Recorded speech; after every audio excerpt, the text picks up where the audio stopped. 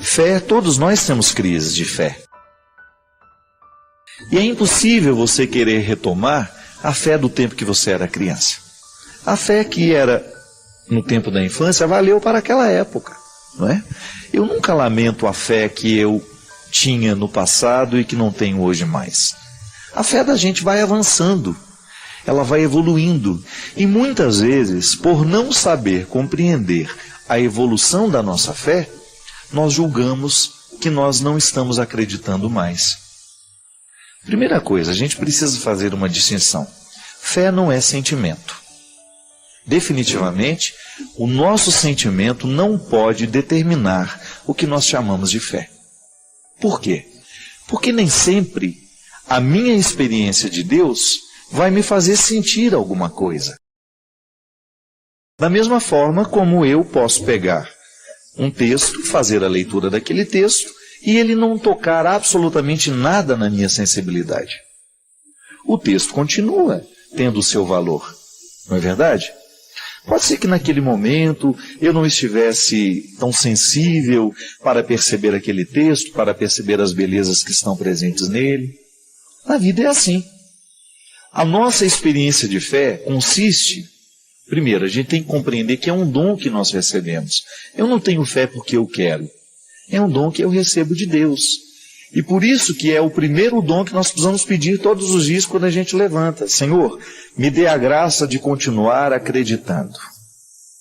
E aí nós precisamos compreender que a nossa fé em Deus, ela tem outros desdobramentos.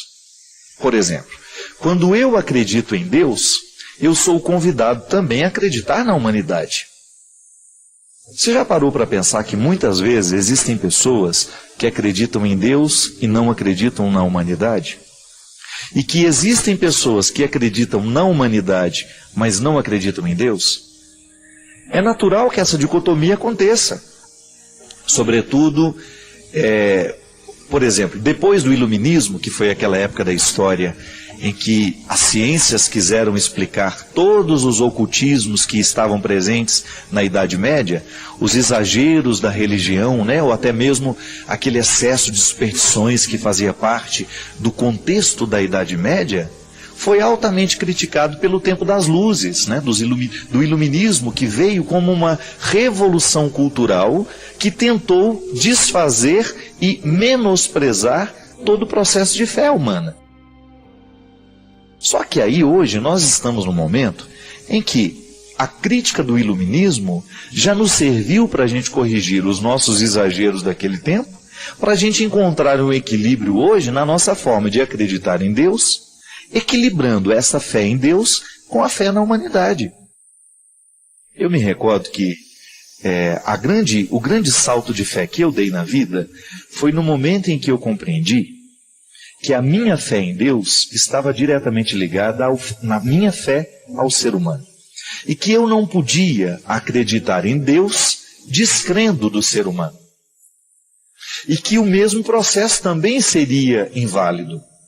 Não posso acreditar somente na humanidade e descrer em Deus. É nesse equilíbrio que eu preciso contextualizar a minha fé. Muitas vezes, meu filho, o que a gente considera falta de fé é um desequilíbrio entre uma realidade e outra. E agora eu já falo para você também que me escuta. Como é que está o equilíbrio entre a sua fé em Deus e fé na humanidade?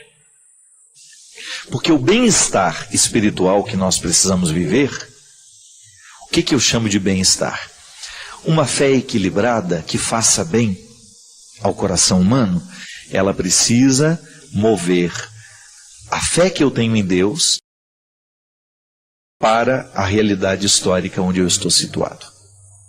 Eu digo isso, precisa equilibrar, porque muitos desequilíbrios que nós encontramos na humanidade hoje estão diretamente ligadas ao processo de fé em Deus. Olha, minha gente, eu não tenho medo de dizer isso. Como homem da religião, que lida o tempo todo com o processo religioso, eu encontro muitas pessoas em que a religião fez muito mais mal do que bem. Pessoas desequilibradas. Pessoas que perderam o referencial de bom senso. E você deve conhecer gente assim também. que por causa da fé em Deus acabaram desprezando a vida humana, acabaram renegando, relegando todo o processo humano histórico, desconsiderando, Muita gente deixou em alguns momentos isso, encontrar na vida o lugar do sacrifício. Só que a gente precisa entender que sacrificar é fazer ser sagrado. Então eu sacrifico a minha vida, mas não significa que eu fico lá sofrendo o tempo todo, não. Eu faço ser santo tudo que é meu. Eu coloco sobre o altar para sacrificar, para tornar sagrado, para tornar santo. Aí é o equilíbrio. A fé que eu não estou vivendo o desdobramento dessa fé aqui na história. Não é verdade? Então este equilíbrio é importante. E muitas vezes nós consideramos como falta de fé a nulidade de um desses aspectos, desses pontos. E aí nós precisamos buscar, mergulhar dentro da nossa condição humana e investigar bem o que é que nós compreendemos como fé, não é verdade? Onde é que eu estou errando nessa compreensão toda? O fato é que, muitas vezes, nós ficamos insistindo numa fé imatura, e quando passa o tempo dessa fé imatura, ela já não nos sustenta mais, a gente fica achando que não nos restou mais nada.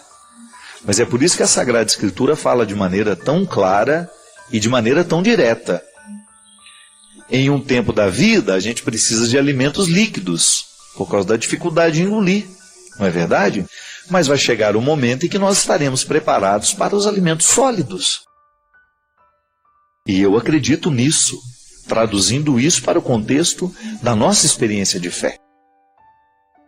Em muitos momentos da nossa vida, nos é permitido ter uma fé ingênua, porque faz parte daquele momento. Mas depois essa fé precisa amadurecer. Eu não posso querer, na minha idade adulta, acreditar da mesma forma como eu acreditava no tempo que eu era criança. Eu posso até guardar muitas coisas bonitas da minha infância, da minha inocência, mas a minha fé precisará avançar. Quantas pessoas, eu cheguei a conhecer muita gente. Ah, padre, eu perdi a fé. Como assim perdeu a fé? Ah, porque fui estudar o que a igreja fez na Idade Média, como a igreja foi cruel, a igreja matou muita gente, a igreja teve a questão da Inquisição. Muita gente perdeu a fé porque estudou na história que a igreja praticou a Inquisição. Tudo bem, um erro histórico. Mas será que a minha fé é tão pequena a ponto de ceder tudo, de acabar, só porque eu estudei uma fragilidade da igreja no tempo da história? Será que a minha fé depende?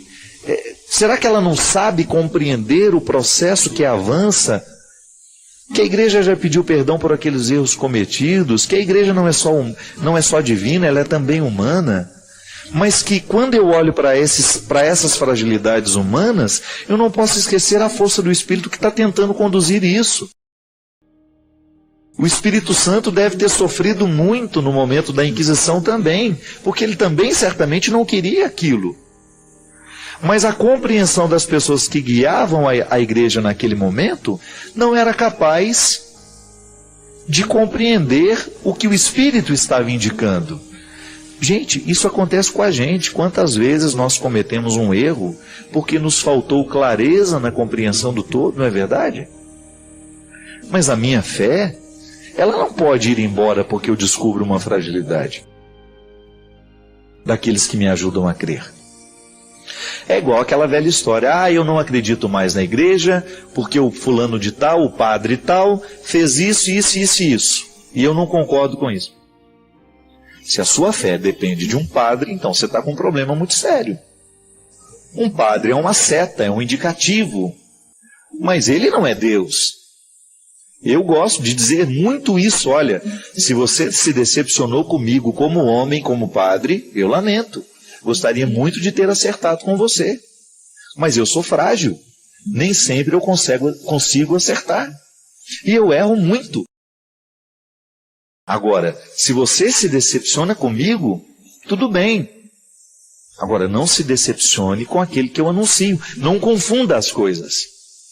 Você não pode misturar a fé que você tem em Jesus com a fé que você tem em mim. Veja bem, aqui é interessante porque nós temos os dois pontos que eu acabei de falar. Fé em Deus e fé na humanidade.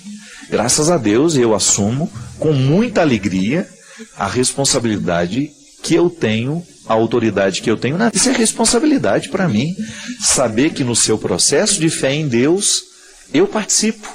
Eu assumo com você essa responsabilidade humana de ser um padre que possa lhe ajudar no seu processo de fé. Mas eu não sou o final do seu processo. Eu sou apenas um ponto por onde a sua fé passa. Talvez uma palavra que eu lhe dê, um conselho que o meu programa aqui faz para as outras pessoas e que acaba valendo para você, né? Outro dia uma pessoa falando comigo isso, né? Padre, o senhor precisa ter muito cuidado, porque as pessoas escutam o que o senhor fala. Ela falava assim, com carinho, né? E é verdade. Muita gente presta atenção mesmo no que eu estou dizendo. Significa que eu sou, naquele momento da vida, o braço histórico dessa fé, que também é transcendência. Mas veja bem, se você se decepciona com aquele que de alguma maneira foi ponte por onde a sua fé passou, por onde Deus atravessou a ponte para chegar até o seu coração, passa. Não se decepcione com aquele que você precisa conhecer. Não é verdade? O processo humano é assim, minha gente. Então, muitas vezes, o que nós analisamos como falta de fé é uma imaturidade só que vai passar. Agora, a fé precisa ser amadurecida, desenvolvida. Como é que a gente faz isso? Com a oração. Nós não podemos viver sem orar. E quando eu falo de oração, minha gente, compreenda da maneira mais ampla, da oração mais tradicional até aquela satisfação que o seu coração sente de repente, de saber que você está conectado a Deus. Que Deus faz parte da sua história. Que você o reconhece presente no seu caminho, na sua história. Tudo isso é orar. Viver pode ser uma oração. Desde que você amanheça o dia e se disponha a viver bem, a fazer bem às pessoas que você vai encontrar, a não ser um peso para o outro, a ajudar o mundo a ser melhor. Tudo isso é rezar. Aí veja bem, a nossa oração também tem duas dimensões. Aquela reverência a Deus, eu reconheço Deus como meu Salvador, meu Senhor, a Ele presto louvor, culto. Mas quando me encontro com as pessoas, eu preciso também recordar que o louvor que agrada a Deus é o amor que eu amo, é o perdão que eu concedo, o abraço que eu dou, não é assim? Não é nenhum problema a gente errar um com o outro. Às vezes a gente erra. Mas é tão nobre a gente reconhecer, olha, me desculpa, me perdoa. Isso é orar. Isso é louvar a Deus. Não foi Jesus que disse? Antes de apresentar a oferenda, vai e reconcilia com seu irmão. Com seu amigo, que você está meio brigado, né? Com aquele que você já não fala há tanto tempo, com aquele que você guardou rancor, ódio, ressentimento. Porque a vida sempre vai nos oferecer esses dois pilares. É a transcendência e a imanência de Deus. Eu posso elevar os braços para o céu, louvar a Deus, mas eu preciso saber que meus pés continuam presos nesse chão. Não é? A cruz tem a dimensão vertical, mas ela também tem a dimensão horizontal. Se você olhar para o lugar em que Jesus foi crucificado, lá você tem fé no homem, fé em Deus. Um traço nos aponta para o céu, onde nós permitimos que o nosso coração vá sempre, que ele transcenda, que ele saia, né, que ele voe longe, que ele busque a eternidade, mas por outro lado existe um outro traço nos mantendo no horizonte da história. A cruz é essa metáfora. Entre Deus e a humanidade há um ponto de união. E que a fé bem praticada, ela vai nos colocar sempre nessa dinâmica. O amor que eu tenho a Deus se manifesta na minha história. É a grande questão que São Tiago apresenta na carta, né? É fé ou é obras? E que durante muito tempo dividiu protestantes e católicos. Protestantes acreditando que a fé é o suficiente para salvar, e outros dizendo que precisa ter as obras. E aí São Tiago propondo de maneira equilibrada os dois caminhos. A minha fé tem que se manifestar em obras muito concretas, porque senão ela fica morta. Eu admirei muito, por exemplo, nesse tempo de tragédias, admirei muito muitos evangélicos que eu vi pela internet criando campanhas de solidariedade com aqueles que estão sofrendo lá na serra. Porque à medida que o tempo vai passando, a gente corre o risco de esquecer que o sofrimento ainda está lá em Teresópolis, Friburgo, né? Petrópolis. E eu vi ali os evangélicos, o pessoal do Diante do Trono, Ana Paula Valadão, fazendo a campanha dela. Outros evangélicos, alguns pastores que eu vejo no Twitter. E fiquei pensando, olha que interessante, né? O processo histórico. Eles hoje vivendo o equilíbrio da proposta de Tiago. Fé e obra. Nós acreditamos em Deus. E o Deus que eu acredito me leva a estender a mão. Minha gente, fé, essa dimensão bonita da vida, precisa se desdobrar. Recorde-se da cruz. Quando eu abençoo você aqui, ministerialmente falando, eu estou lhe colocando neste caminho. Esteja em Deus, mas não esqueça de viver a história. Que a sua religião não seja alienante. E que a sua história não lhe faça esquecer a transcendência. Não reduza Deus a uma sociologia. Traga Deus para a sociologia. E descubra que a sociologia que propõe a solidariedade nasceu em Jesus. É isso que nós precisamos. Chega de praticar uma fé que nos desequilibra. Nós precisamos de gente equilibrada. Você sabe que cada vez mais eu me convenço. O grande testemunho que nós podemos dar àqueles que não creem é o nosso equilíbrio. É a gente mostrar com a nossa vida que nós somos homens e mulheres de reflexão, que nós somos homens e mulheres de bom senso e que a religião fez bem ao nosso coração. Somos loucos por Deus, mas aqui a gente está mantendo um equilíbrio de sanidade. Que a nossa experiência de Deus está nos ajudando a viver neste tempo, apontando para a eternidade, mas fazendo com que essa história seja melhor a cada dia. Assim como o deputado federal hoje deu uma lição de cidadania, hoje ou ontem, não sei, um deputado jovem de Brasília, que eu não me recordo o nome dele, ele renunciando a vários direitos para economizar os cofres públicos. É assim. Quando eu, na minha atitude, na minha postura, posso fazer o mundo ser melhor.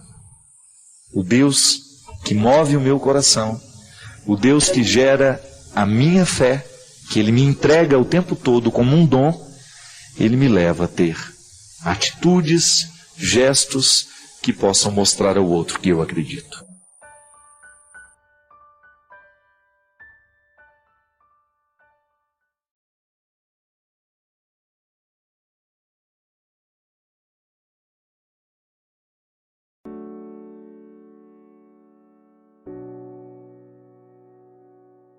Padre Fábio, a história é a seguinte. Uma senhora havia chegado para o senhor numa confissão e tinha dito que um padre havia dito para ela que o inferno era o lugar dela, porque ela estava morando com um homem que havia sido casado. O senhor a consolou e disse que a misericórdia de Deus é grande, e se ela havia cuidado há 20 anos com o amor desse homem e de seu filho, Jesus teria misericórdia deles. Padre, eu fiquei muito incomodada com sua resposta, pois no Evangelho Jesus diz que quem olhar com desejo para um homem que não seja o próprio marido, já cometeu adultério em seu coração. Então, Padre Fábio, precisamos acolher e obedecer a Jesus aprendendo com ele a não sair de sua vontade, certo? Por isso fiquei preocupada, pois sei que o Senhor é um padre que sabe falar coisas tão lindas. Mas o que Jesus diz no Evangelho? Ele mesmo não vai nos dizer que quem ama, vai obedecer suas palavras? Por favor, padre, eu não quero julgar. Deus me livre de tal pecado, porque sei que sou também pecadora. E tenho muitas dúvidas, mas também não quero ser omissa, pois não compreendi a sua resposta para essa senhora. Grande abraço e que Jesus lhe proteja. Bom, minha filha, não é nenhum problema você ter essa dúvida. Mesmo porque eu vou lhe garantir uma coisa já de início. Dá muito mais trabalho compreender a misericórdia do que compreender a condenação. A condenação, minha gente, é um dos discursos mais simples que nós podemos fazer na vida. Jesus falou de, olha, com desejo, peca, torna-se adúltero, disse. Mas você não pode negar que o contexto dessa palavra precisa ser analisado. Nós não podemos pegar uma palavra bíblica e separá-la das outras. Você não tem o direito de pegar uma passagem em que Jesus diz alguma coisa sem considerar o todo. Dentro da Sagrada Escritura, a gente chama isso de hermenêutica, que é a ciência da interpretação. Nós não podemos interpretar o texto fora do contexto. Essa é uma regra bíblica. Porque senão, a Sagrada Escritura, ela justifica assassinatos hediondos, uma coisa horrorosa. A Bíblia ela é cheia de histórias terríveis. Agora, a palavra de Jesus só pode ser analisada no contexto da vida dele. E aí eu lhe pergunto, a quem Jesus condenou? O que Jesus condenou ao longo da sua vida? Por isso, minha filha, você disse muito bem. Você disse aqui, padre, o senhor disse que Jesus teria misericórdia deles. Claro, e foi só o que eu disse. Eu não posso dizer mais do que isso, porque eu também estaria fazendo julgamento. E eu não tenho direito de julgar. Agora, uma certeza eu tenho. Deus nos ama. E entre a nossa morte e a eternidade, existe um abismo imenso de misericórdia. Não sou eu que estou inventando isso não, minha filha. É Jesus. É desconcertante as preferências de Jesus? Elas são desconcertantes? São desconcertantes pensar nas escolhas que Jesus fez? É desconcertante. Só que nós não podemos mudar isso. Jesus preferiu os piores. E no momento em que ele prefere os piores, ele nos ensina então o contexto da misericórdia, que é o que há de mais forte em Jesus. Veja bem que na cruz, Jesus ainda salva alguém. O ladrão que estava ali do lado. Em nenhum momento você vê Jesus condenando ou trazendo o inferno para a vida das pessoas, não. E mesmo porque no contexto daquela história que eu contei, minha filha, o contexto é mais do que o texto. É muito simples você fazer o julgamento. Aquela mulher, ela é solteira, mas ela estava vivendo há 20 anos com um homem casado, certo? Esse é o texto. Mas você precisa saber o contexto daquela união. O que nos condena, o que nos salva, não é só o texto. Mesmo porque se a gente achar que é só o texto que nos condena ou que nos salva, nós corremos o risco da hipocrisia, nós corremos o risco do equívoco. Não, é muito mais. Tá certo, a palavra de Deus, ela pode ser aplicada ali? Depende do contexto. Agora, eu não tenho coragem de dizer que eles estão no inferno. Com toda sinceridade, eu não tenho autoridade para isso. Da mesma forma como aquele padre que disse também não tem. Da mesma forma como você também não tem. Então o que a gente chega à conclusão? Que diante das realidades humanas para as quais nós não temos respostas, eu prefiro errar amando. Eu prefiro errar tendo misericórdia. Eu prefiro errar acolhendo, a errar de outras formas. Essa é a minha opção, querida. Essa é a opção da igreja. A opção da igreja está em determinar as regras, mas essas regras não podem nos sufocar, elas não podem se tornar instrumentos de condenação para nós, mesmo porque a igreja não tem autoridade para isso. Nós temos autoridade para perdoar, para condenar não. Aquilo que fala o que você ligar ou desligar, Tá certo, nós ligamos, mas nós ainda não temos a certeza do que a gente desligou, não. Nós não temos o controle disso. Na minha missão, eu tenho controle só do que eu posso ligar. O que eu desligo, eu não sei. Foge da minha inteligência, foge da minha capacidade de análise. E no momento em que eu não tenho a capacidade de saber, eu prefiro ficar no silêncio da misericórdia. Eu prefiro ficar no silêncio do acolhimento, porque eu ainda acho que é um jeito mais seguro de nós evangelizarmos. E aí você também não pode esquecer que a igreja dá aos casais de segunda união uma oportunidade de estarem participando da vida da igreja. Nós não podemos negar que a pastoral de segunda união é um recurso misericordioso que a igreja encontrou para trazer de volta aqueles que estavam distantes. Não sou eu que inventei a pastoral da segunda união. É a igreja que está dando a oportunidade. E mesmo porque, com essa história de declarar nulidade de sacramento, a igreja abre a possibilidade de muita gente refletir sobre aquilo que viveu.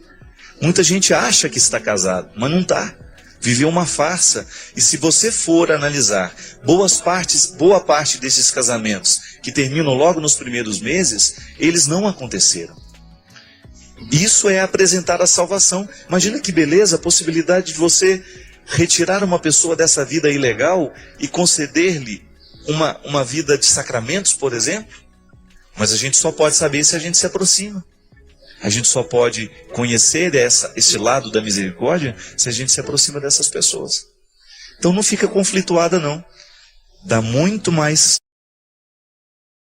trabalho acreditar na misericórdia do que na condenação. Só quem já leu os livros do Padre Fábio de Melo sabe o quanto eles são transformadores, nos fazem refletir e mudam a nossa forma de enxergar a vida. Se você ainda não leu, não perca essa grande chance. Saiba mais clicando nos links da descrição. É uma passagem de São Paulo aos Coríntios, em que São Paulo salvaguarda, ele chama a atenção da necessidade que nós temos de cuidar do tesouro que é a fé. Ele diz assim: ora, trazemos este tesouro em vasos de barro, para que todos reconheçam que este poder extraordinário vem de Deus e não de nós. Somos afligidos de todos os lados, mas não vencidos pelas angústias, postos em apuros, mas não desesperançados, perseguidos, mas não desamparados, derrubados, mas não aniquilados.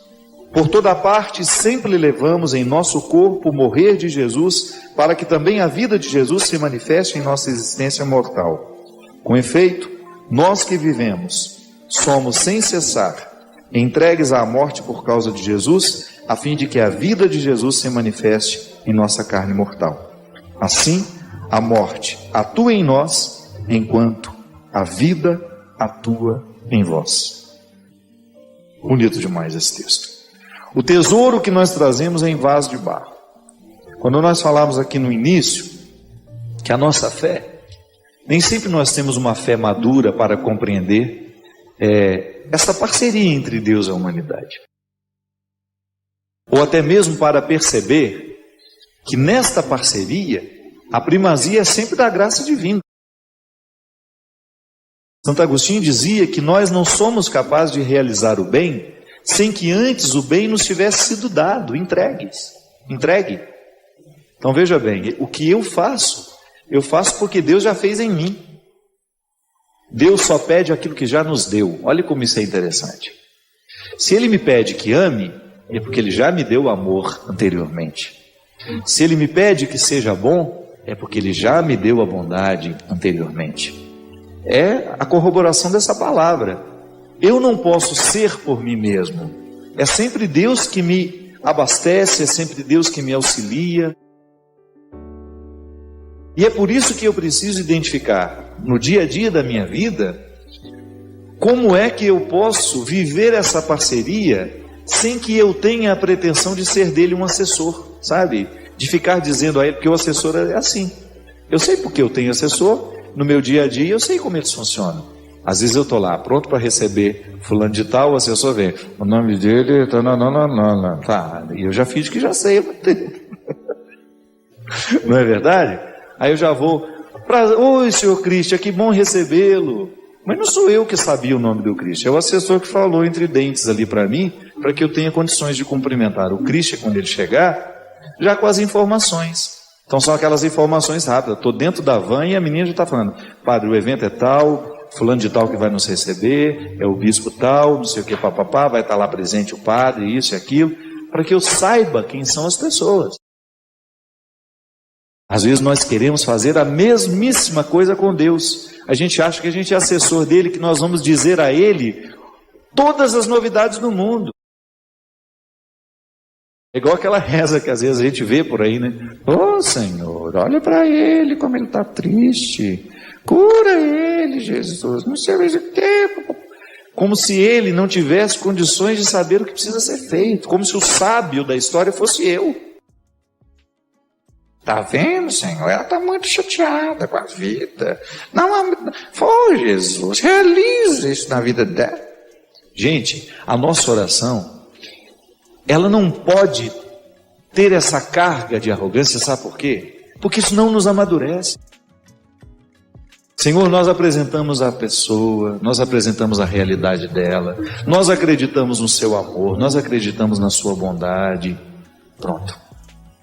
Isso, a gente fica mais humilde na reza, sabe? E aí também a gente vai permitir que aquela oração clareie dentro de nós o que nós precisamos fazer para que o milagre se cumpra.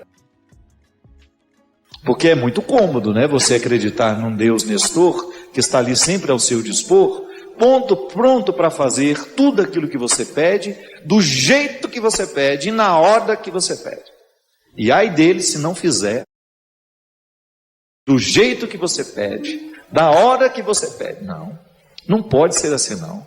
A nossa fé tem que nos dar a confiança de que Ele realiza aquilo que realmente precisa ser feito e que às vezes nem nós sabemos. Nós somos tão limitados que às vezes a gente acha que o que Deus precisa fazer é tirar esse negócio daqui e pôr aqui.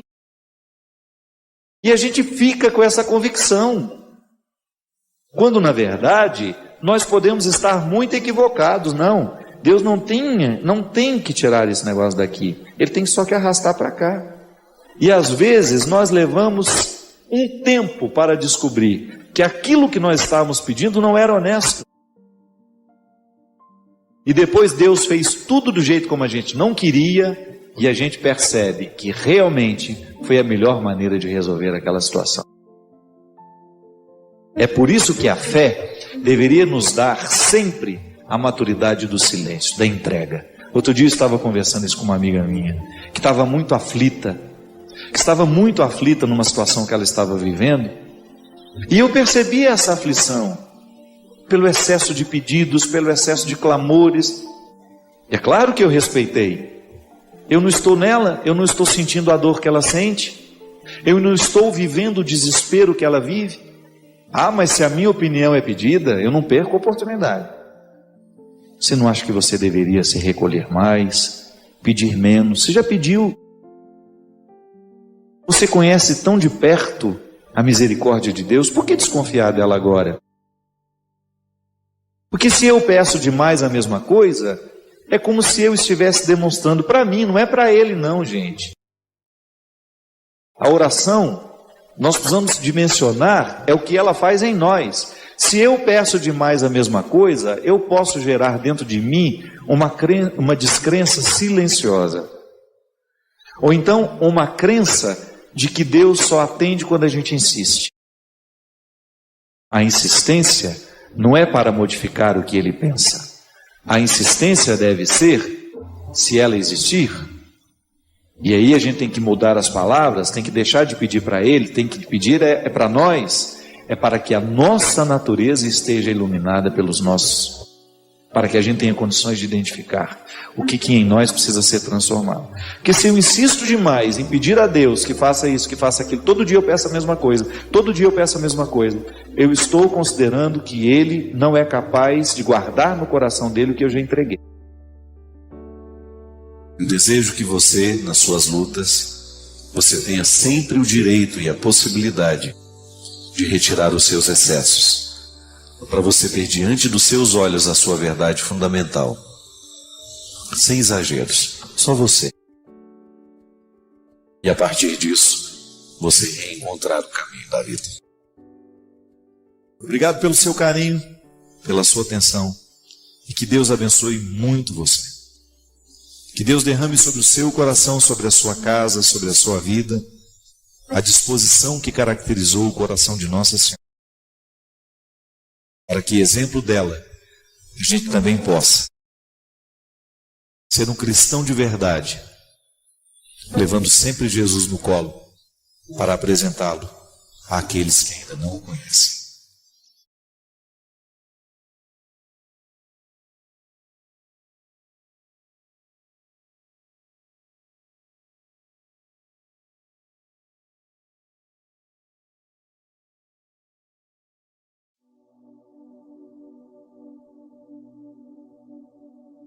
Sabe que nós estamos no ano da misericórdia e todas as leituras que você puder fazer para compreender o contexto da misericórdia, nós lhe recomendamos. O meu livro, O Discípulo da Madrugada, é o itinerário de um ser humano que sai do legalismo religioso para entrar na força da espiritualidade, que é libertadora. Eu costumo dizer que muitas pessoas, na tentativa de viverem uma espiritualidade, elas se limitam a praticar uma religião. A prática de religião, até um ateu pode fazer. O que de fato faz diferença na nossa vida é quando nós entramos no coração da realidade. É quando nós permitimos que Deus é natural em nós.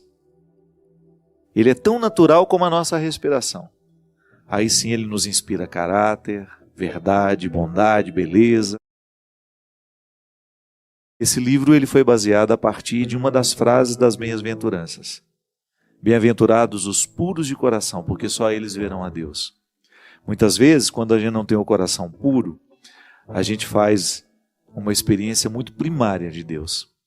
A gente até acha que encontrou, mas o tempo vai desmentindo a nossa experiência. E de repente, e como é que o tempo desmente a nossa experiência, que aparentemente era religiosa? Quando você percebe que não há sustento, quando você não consegue ser motivado por aquilo que você considera religião. Porque a espiritualidade é o que nos mantém em pé, é o que nos faz enfrentar as mortes, as tragédias, as dificuldades e também as alegrias. Porque a espiritualidade é tão importante na nossa vida que ela nos ensina até a gente ser alegre. É diferente o espiritualizado do não espiritualizado quando ele precisa ser feliz. São muitas formas que você tem de buscar essa compreensão da misericórdia na sua vida. A Canção Nova, junto com a Obra de Maria, também está oferecendo a você uma oportunidade de ir à Terra Santa, ver de perto tudo isso, fazer uma experiência do misericordioso lá, através do acampamento de Pentecostes. Nós vamos viajar no dia 8 de maio e vamos ficar lá até o dia 16. Será uma semana de uma experiência lindíssima, andando pelos mesmos lugares que Jesus andou, e depois também tendo um congresso em Jerusalém, no sábado e no domingo de Pentecostes. E você é o nosso convidado para estar conosco. Eu serei diretor espiritual dessa viagem, os telefones estão aparecendo aí na sua tela. A Canção Nova, junto com a Obra de Maria, está oferecendo um câmbio muito abaixo do que você vê na televisão. É uma oportunidade boa que você tem de se proporcionar, de se dar este presente, de ir à Terra Santa e fazer uma bonita experiência da misericórdia de Deus lá. Você já foi, né, Ziza? Eu já, mas eu tô com uma vontade de ir nessa aí, meu Deus. Vamos então, aí, vamos dar um jeito nessa história. Eu me lembro que você me falou da sua experiência de anos atrás, que foi Há 4 anos. Foi tão modificador, eu me lembro exatamente como você voltou. Modificou até meu repertório. Oh, meu Deus. Foi? É? Eu estava preparando um repertório para um CD. Não entrou nada daquilo que eu estava preparando. Foi engraçado, né? Durante uma palestra, Prado Flores pregando, e eu fui começando a sentir uma coisa que há tanto tempo eu não sentia, e era no meu entendimento, sabe? Não era emoção. Eu fui ficando envolvido, mesmo, uma lucidez. Parecia que tinha um foco sendo julgado em cima de mim e me mostrando exatamente onde é que eu errava na minha missão, no meu trabalho, no ser que eu era Sim. e no ser que eu precisava ser. Foi muito interessante, Ziza, porque o disco que nasceu daquilo, né, que foi o Solo Sagrado, ele veio com tanta força para mim e eu não o gravei imediatamente. Foi uma experiência de preparo mesmo. Uhum. Foi até o Queremos Deus, saiu antes dele. Foi um divisor de águas na minha experiência. Da mesma maneira como o Padre Léo foi naquele tempo. Prado Flores com o Gilberto, Monsenhor Jonas naquele ano, foram para mim uma experiência que eu considero de divisão também, um novo tempo na minha vida. Essas viagens nos fazem tão bem. Acho que a gente sai da gente mesmo e não é só o viajar, o turistar, né? É diferente. Mas é se pôr à disposição para receber essas visitas de Deus mesmo. E mesmo porque a Canção Nova, junto com a Obra de Maria, eles têm uma facilidade de nos fazer peregrinos. É muito diferente. Colocar né? a gente no lugar mesmo, né? Não tem frescura. Né? Eu acho fantástico isso. Tanto é que eu digo muito, porque às vezes pessoas muito abastadas viajam comigo, que têm a oportunidade de viajar o mundo todo e optam por fazer a peregrinação, com aquele despojamento todo. Porque o ser peregrino é muito importante. Só conhece a Terra Santa quem vai com espírito peregrino Como mesmo. peregrino. Senão, eu tenho o testemunho de algumas pessoas que foram, conheciam Israel e quando voltaram dentro de um contexto de peregrinação, fizeram uma experiência totalmente diferente daquilo que haviam experimentado anteriormente, só na viagem. A minha diretora está falando que meu cabelo está bagunçado. Sei não. Tá ou não? O produtor, melhorou? Deixa eu jogar a franjinha. Obrigado, Bia, querida. Você é muito especial. Ziza, fala para mim. E agora? O que você vai fazer? E agora, José? E agora, José?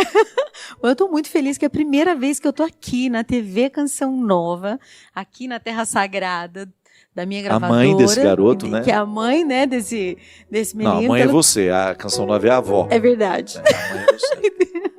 Tu é o padrinho, eu sou a mãe, Canção Nova é a avó, ok.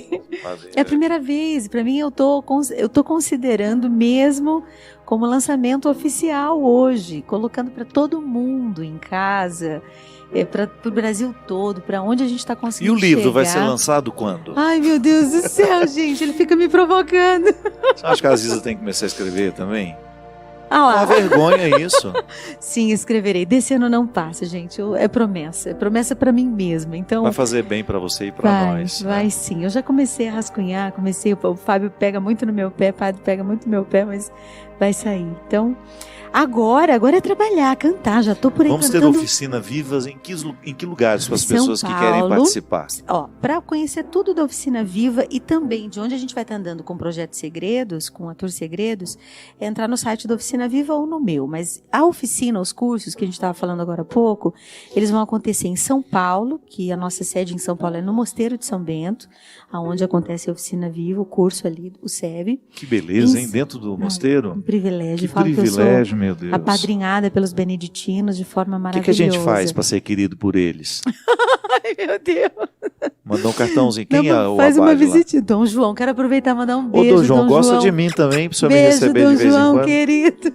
Ele é meu padrinho da Oficina Viva O dentro senhor do podia mosteiro. gostar de mim para vez em quando eu passar uma noite aí, Meu passar Deus um dia do com céu. vocês. Pois vamos, te levo, te apresento pessoalmente, ô Dom Ah, mas João. às vezes ele não vai gostar de mim, eu só gosto de você, então. Olha lá. Sou pessoa boa, eu mando minha carteira de vacinação, tá em dia. Oh, meu Deus. Dom João, acolhe esse menino lá, por favor. Você sabe, agora falando sério, eu tenho um fascínio por mosteiro, que é uma coisa impressionante. Sério? Eu sei que eu não tenho vocação para viver lá dentro, Ah. mas ele me fascina. Aquela vida Austera. rígida. aquela cela, aquele despojamento. Primeiro porque eu já tive uma experiência disso na minha vida. Aham. O meu noviciado foi muito austero, a gente vivia um tempo muito parecido com a vida dos Sim. monges. A gente acordava às 4h30, 5 da manhã, enfim, um horário que nem Deus está acordado, mas a gente ia rezar nessa hora. E eu ficava impressionado de ver, com o passar do tempo, Ziza, porque era Aham. pesado no dia a dia, Sim. trabalho e oração, durante 1 ano e meio, trabalho e oração como vivem os Ora et monges. labora. Sem ir em casa, sem receber visita. Claro, eu tinha visitas, mas com muito mais restrição. Impressionante como essa vida me chama a atenção. E agora é interessante que nos últimos retiros que eu tenho pregado, tenho trabalhado muito a partir de Santo Antão, a vida monástica. Ainda hoje eu estava lendo Thomas Merton, ele dizendo que tudo que a gente precisa para ser feliz já está em nós. Está em nós. Esse é o princípio monástico também, né? De estar na sua cela que é você mesmo, você próprio, e viver com nada, né? E você não o tem... menos possível. Justamente, você fala isso, me emocionei até nesse momento, que alguém te fala, que um amigo, não sei qual é o padre o Martim, que te disse que me disse que rico não é aquele que tem muito, mas rico é quem precisa de muito pouco para ser feliz. Para ser feliz. O monge é uma... Isso. Eu celebrei lá com as irmãs do Mosteiro de São João, em Campos do Jordão. Eu vi no seu Snapchat. Os doces que emagrecem, Sim, elas os são doces danadinhas. que Lá quando for lá em Campos do Jordão, ela tem uns biscoitinhos de brigadeiro que são emagrecedores. Diz que emagrece muita gente na região da cintura. Deus está vendo. É uma beleza. A freirinha prometeu que emagrecia. Sim, eu perguntei para ela, irmã, se emagrece? Ela, aquele sorriso mais lindo do mundo. Muito, padre, emagrece. Biscoitinhos de nata também, que tiram culotes das mulheres, impressionante. Mas eu estava vendo, é claro que elas têm problemas, é claro que não é uma vida fácil lá dentro. Não é nada fácil. Não é nada fácil, é difícil a convivência entre elas, como em qualquer lugar que existe projeto de santidade, as pessoas que se levam a sério têm dificuldade umas com as outras. Sim. E vão lapidando isso no dia a dia. Mas eu fiquei pensando, meu Deus, que vida bonita essas pessoas optaram por ter. Porque é um despojamento que nos desconcerta. Porque quando eu preciso passar pela experiência do despojamento, ele me faz bem. Sim. Quando eu venço as primeiras horas do desconforto, que você chega, nossa, não tem aquilo que eu esperava, não tem os recursos que às vezes eu acho que eu preciso para ser feliz, e de repente... É bem isso, né? De repente você não tem, o seu celular fica 3 dias sem funcionar, e você funciona perfeitamente. A gente viver sem. É interessante quando a gente observa que, quando a gente se desapega de alguma coisa, a gente diz para essa coisa, você não me domina mais, né? O desapegar é dizer para esta coisa, agora sou eu que estou te dominando e não você me dominando. Então, muitas vezes a gente tem dificuldades de soltar, porque a gente não tem muita noção do quanto esses apegos nos dominam, nos definem, nos aprisionam. Isso que é o bonito. Às vezes eu olhava a vida das monjas e dos monges, eu pensava que era Deus que obrigava eles a viverem daquele jeito. Eu pensava, gente, mas Deus é brabo demais. Como que é isso? Vai dormir 7 da noite, acorda 2 da manhã, come pouco, tudo magrinho, não entendi. E só com a maturidade, devagarinho, eu fui observando que era uma escolha livre em viver com quase nada e ser mais livre ainda por isso. É uma escolha. Então, especialmente... Ele escolhe não ter, né? Escolher não ter. Ele não pôde Exatamente. ter, ele escolheu não ter. E o quanto isso nos deixa mais livres e mais seguros. Mas a gente fica mais seguro em soltar do que segurar, né? Muito mais. Porque a gente se põe à prova, muito né? pesado. Sim, a gente se põe à prova e solta, né? E solta. Mas eu estava te dizendo, São Paulo, isso, e em São José dos Campos também, que é a nossa sede, o escritório da Oficina Viva é em São José dos Campos, e esse ano o nosso curso passa a ser num terreno salesiano, na Paróquia Sagrada Família, ali do Padre Silvio. Queridíssimo Padre Silvio, faz um trabalho lindo, querido pelo povo. Tô bem feliz, assim, não adianta, a gente roda, bem hospedada, viu?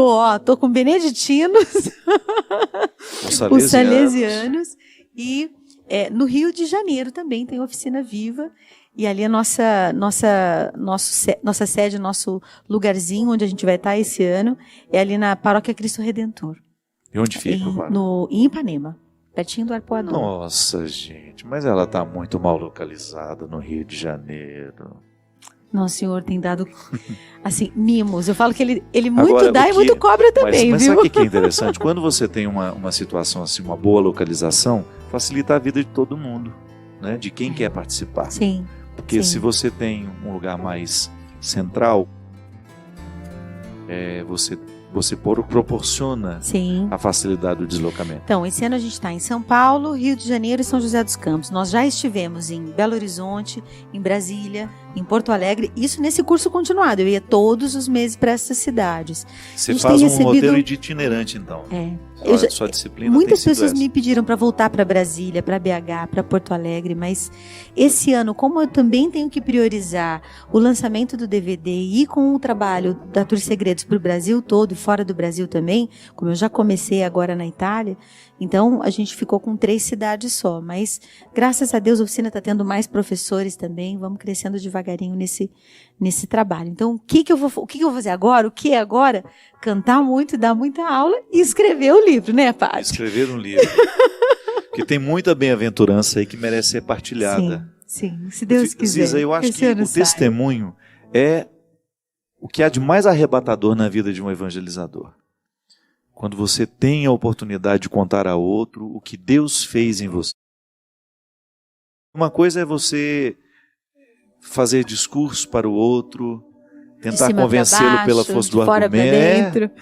Pela força do argumento. Qualquer pessoa cria habilidade para isso e faz.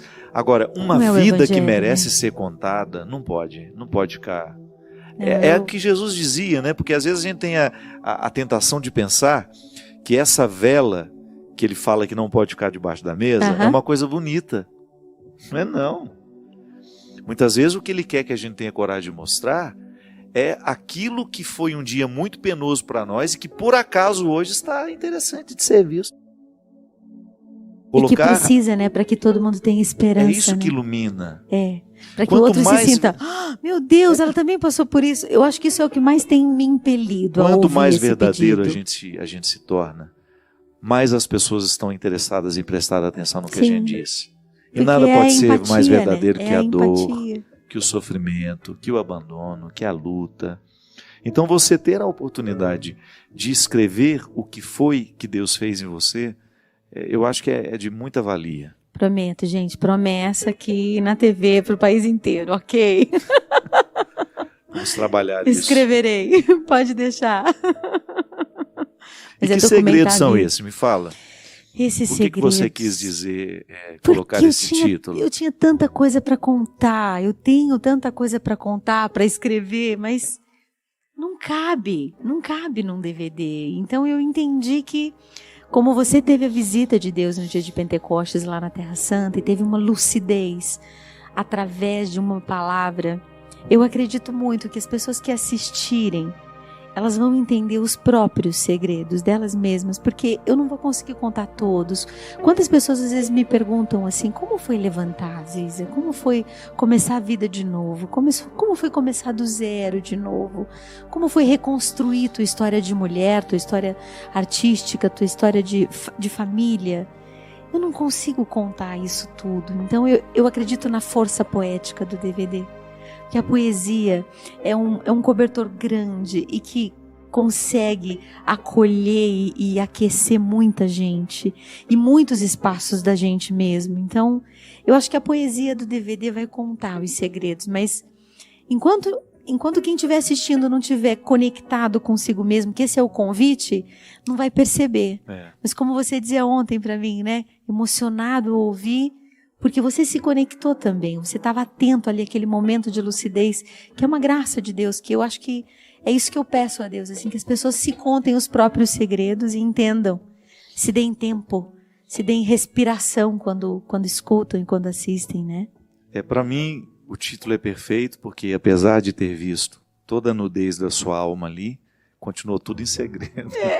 Porque você conta, mas você não banaliza o que conta. Não. Isso é muito sagrado. Eu tinha que ser mariana, né? Tinha que ser silenciosa de alguma maneira. E eu acho que é isso. Acho que é por isso que eu escolhi o título Segredos. Porque tem tantos aí, meu Deus do céu.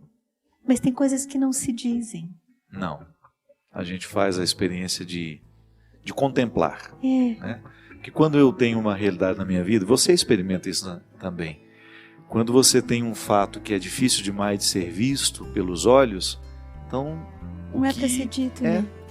Contempla só, espera que o tempo revele. Isso. Às vezes nós temos uma ansiedade muito grande de desvendar todos os mistérios, de compreender tudo de uma vez. Não, a vida perde a graça quando a gente age assim. O bom é você recolher uma pedrinha por...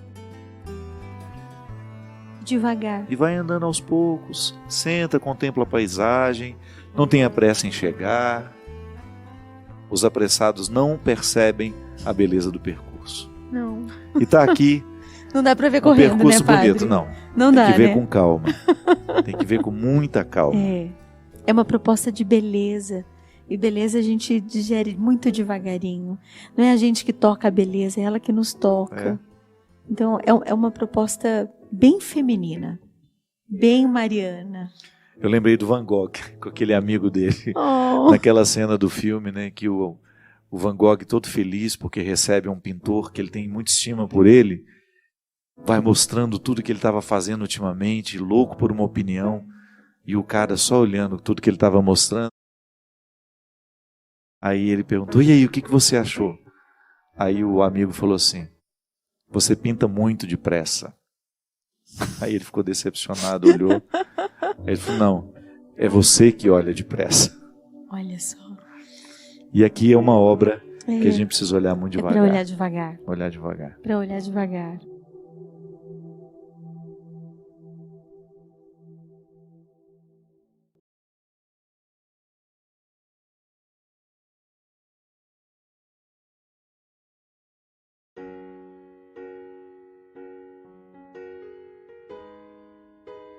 Boa noite. É impressionante às vezes como Deus me dá a oportunidade de sair da teoria assim, num espaço rápido de tempo. Quando de repente me chamou ali no cantinho do palco, aqui perto do nosso cenário, uma moça muito jovem. E ela me disse assim, ô padre, que bom lhe encontrar aqui hoje. Há 4 dias que meu filho morreu. Há 4 dias que eu sepultei o meu filho de 5 meses. A gente veio buscar a ressurreição aqui na Canção Nova, para a gente ter força para celebrar o 7º dia dele. Eu achei bonito porque a Carolina saiu lá de Varginha, com toda a família dela, para vir aqui tentar entender os avessos da vida. Às vezes a gente não suporta olhar para o lado certo. O lado direito, o lado convencional. A gente precisa entrar nos avessos. Os avessos sustentam as tramas da vida. E nem sempre é fácil a gente chegar até eles. Sobretudo quando um coração de mãe precisa descobrir a graça de continuar de pé, a força para continuar viva, mesmo quando tudo é tão contrário a ela. Reconciliar esses contrários, sabe? Essas coisas miúdas do dia a dia, a gente passa pela experiência o tempo todo. Quantas vezes acontecem coisas contrárias a nós, palavras que dizem para nós, um olhar, um gesto. Agora, no momento em que um drama como esse se estabelece na vida da gente, perder um filho, ter que sepultar uma pessoa que você gerou e que há tão pouco tempo estava no mundo. Esse contrário, ter que dar conta disso. Ter que dar conta deste momento de vida, deste retalho. Às vezes eu gosto de dizer que a vida é semelhante a uma coxa de retalhos. E a gente precisa ter a sabedoria de descobrir que a vida não será feita somente de retalhos felizes. Mas a sabedoria consiste também em a gente não deixar nenhum retalho fora. Precisa colocar todos. Precisa colocar tudo para que a nossa história seja completa. A dor da Carolina, a dor de tantos de nós e tantos que nos assistem nessa hora, que talvez pessoas que a gente nem sabe que existem. Nem sabe que existem aquelas pessoas. Eu não sei, você não sabe. E neste processo de não saber, quantas pessoas hoje estão lá com a coxa da vida, com o retalhinho na mão e falam, e agora? Onde é que eu vou costurar isso? Onde é que eu vou dar jeito de colocar esse retalho? Uma vez que a gente não pode jogá-lo fora. Você já deve ter experimentado isso. Quantas vezes você ficou com o retalho na mão sem saber onde colocá-lo? Quantas vezes você ficou ali no silêncio do seu tempo, do seu quarto, da sua sala, da sua cozinha. E agora, o que eu faço com isso? A Carolina disse que veio buscar a ressurreição. Com 4 dias. 4 dias de morte e a luta já querendo se estabelecer. É tão bonito isso, minha gente. Quando a gente corre atrás do avesso daquilo que nos faz doer. Quando a gente corre atrás do avesso daquilo que a gente não entende. Eu não vou ficar só com esse lado direito, só com aquilo que eu consigo ver. Eu vou correr atrás. Às vezes as pessoas descobrem os mais estranhos caminhos. Alguns buscam a droga, alguns buscam a solidão, alguns buscam a bebida, alguns buscam as respostas mágicas. Ela não. Ela quis vir para cá. Quem sabe ouvir uma palavra, encontrar alguém, rezar um pouco. Ser encontrada por pessoas que acreditam na ressurreição e então assim ser tocada pela força deste contrário, dessa ressurreição. E preparar-se para celebrar bem o 7º dia da partida do Miguel. Eu não sei o que você faz com a sua dor. O que eu sei é que às vezes eu busco no caminho errado a solução dela. E pode ser que você também busque errado. Às vezes nós vamos no lugar errado, às vezes nós vamos com as pessoas erradas, às vezes nós vamos às situações erradas, querendo dar solução aos problemas da vida. Minha gente, quantas vezes eu encontrei jovens drogados, pessoas bonitas, drogadas, porque não sabem o que fazer com a vida. Quantas vezes você deve ter encontrado pessoas alcoolizadas, que transformaram do álcool um vício terrível na sua vida, porque não sabe conviver com os problemas que tem. Caminhos errados. O avesso errado. O contrário errado.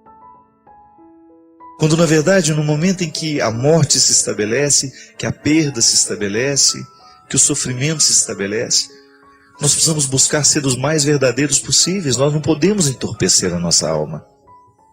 Nós não podemos entorpecer a nossa cabeça, a nossa mente, não. Nós temos que erguer a cabeça e vamos buscar a solução. Não temos como mudar o fato, então a gente permite que o fato nos modifique. Eu não posso alterar os acontecimentos, então eu vou permitir que os acontecimentos me alterem. Eu preciso estar de sabedoria nessa hora. Meu filho não pode ter morrido em vão. Aquele sofrimento não pode ter passado em vão por nós. Alguma coisa a gente vai ter que aprender com isso. E assim como a Carolina veio para cá buscar um pouco de alívio para este momento de dor, e quem sabe reconciliar os contrários que a vida colocou dentro dela, quem sabe você hoje também possa fazer isso. Eu não falo nada do que eu não acredite, eu também não falo nada do que eu não busque. É a dinâmica desta vida, é a dinâmica desse programa. Tentar descobrir uma direção espiritual.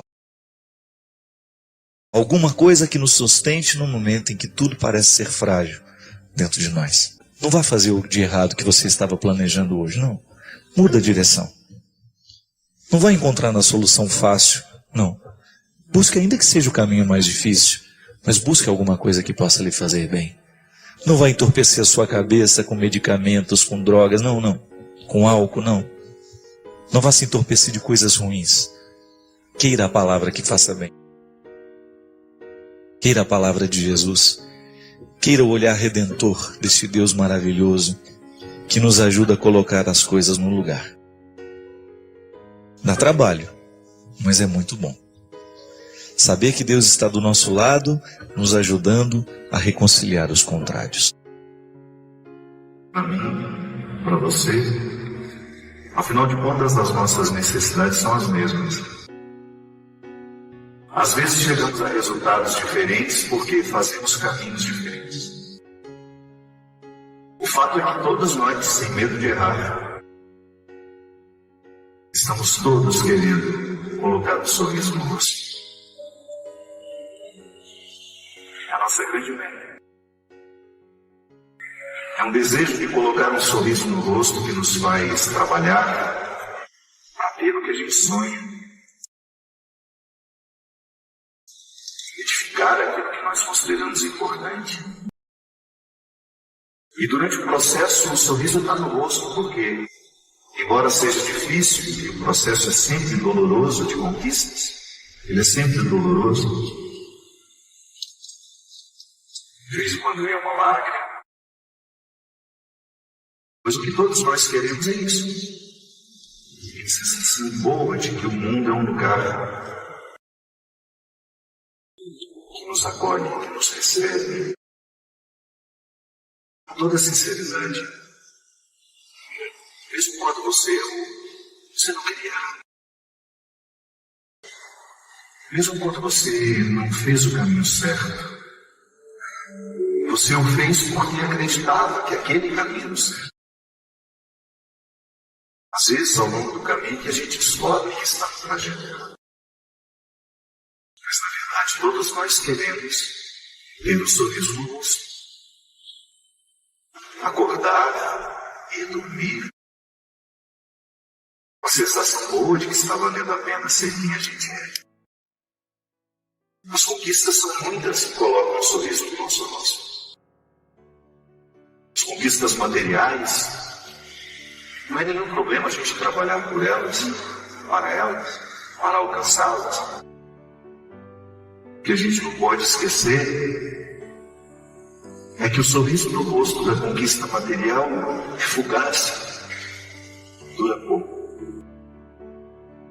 Você tinha tanto desejo de ter aquilo, de repente, olhei para aquilo e falei agora.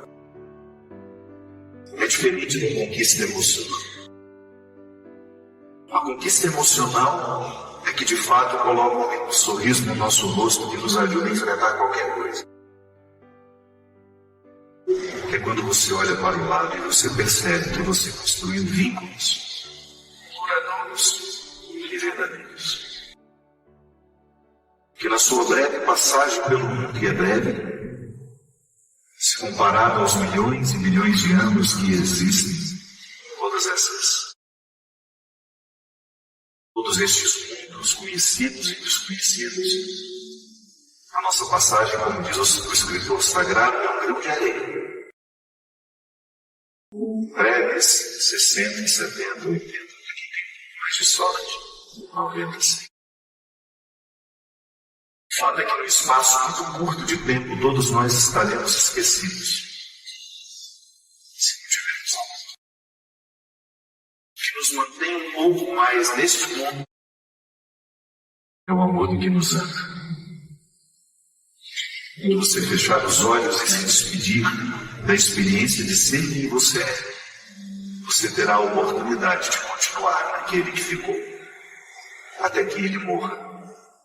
E se ele não tiver falado de você para uma outra pessoa, é possível que não sejamos esquecidos no espaço de 80 anos.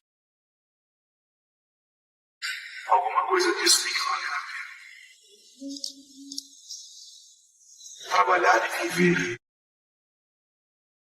para que esse sorriso no nosso rosto seja construído diariamente com aquilo que de fato procuramos. O prazer da conquista material é muito rápido,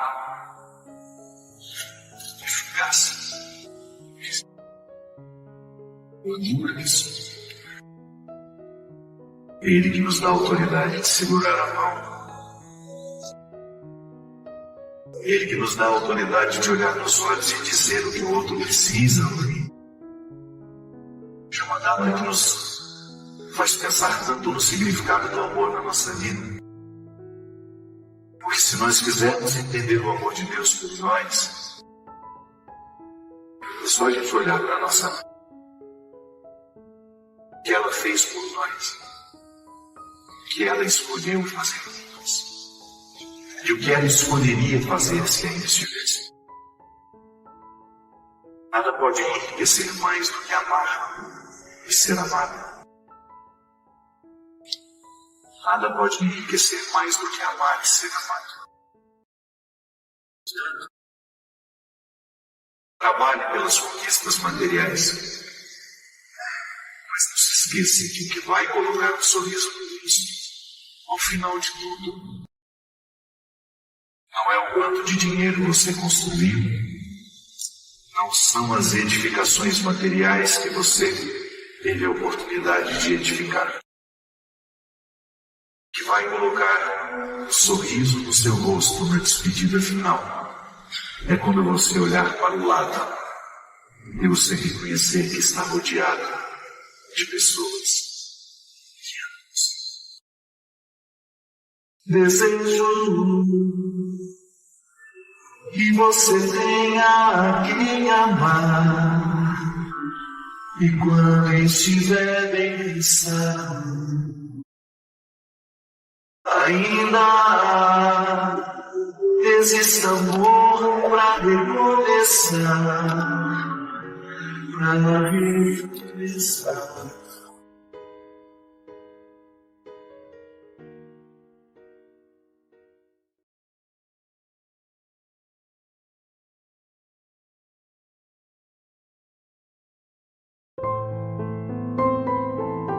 Dê o like, comente e compartilhe para alcançar mais pessoas. Registre o seu pedido de oração nos comentários.